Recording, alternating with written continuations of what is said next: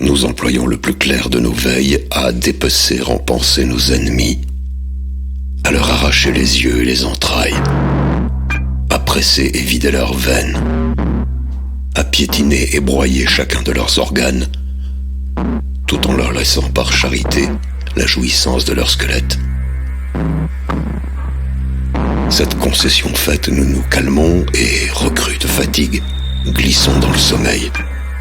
Repos bien gagné après tant d'acharnement et de minutie. Nous devons du reste récupérer des forces pour pouvoir, la nuit suivante, recommencer l'opération, nous remettre à une besogne qui découragerait un Hercule bouché. Décidément, avoir des ennemis n'est pas une sinécure. Le programme de nos nuits serait moins chargé si, de jour, il nous était loisible de donner libre carrière à nos mauvais penchants. Pour atteindre non pas tant au bonheur qu'à l'équilibre, il nous faudrait liquider un bon nombre de nos semblables, pratiquer quotidiennement le massacre, à l'exemple de nos très chanceux et très lointains ancêtres. Pas si chanceux, objectera-t-on, la faible densité démographique à l'époque des cavernes ne leur permettant guère de s'entrégorger tout le temps. Soit. Mais ils avaient des compensations, ils étaient mieux lotis que nous.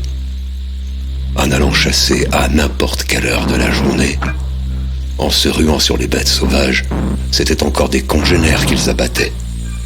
Familiers du sang, ils pouvaient sans peine apaiser leur frénésie. Nul besoin pour eux de dissimuler et de différer leurs desseins meurtriers, au rebours de nous autres, condamnés à surveiller et réfréner notre férocité, à la laisser souffrir et gémir en nous, acculés que nous sommes à la temporisation, à la nécessité de retarder nos vengeances ou d'y renoncer. Ne point se venger, c'est s'enchaîner à l'idée de pardon, c'est s'y enfoncer, s'y enliser, c'est se rendre impur par la haine qu'on étouffe en soi. L'ennemi épargné nous obsède et nous trouble, singulièrement quand nous avons résolu de ne plus l'exécrer.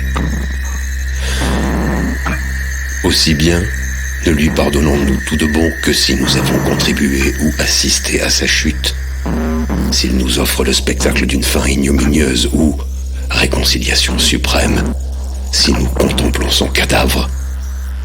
Bonheur rare, à la vérité, mieux vaut n'y pas compter, car l'ennemi n'est jamais à terre.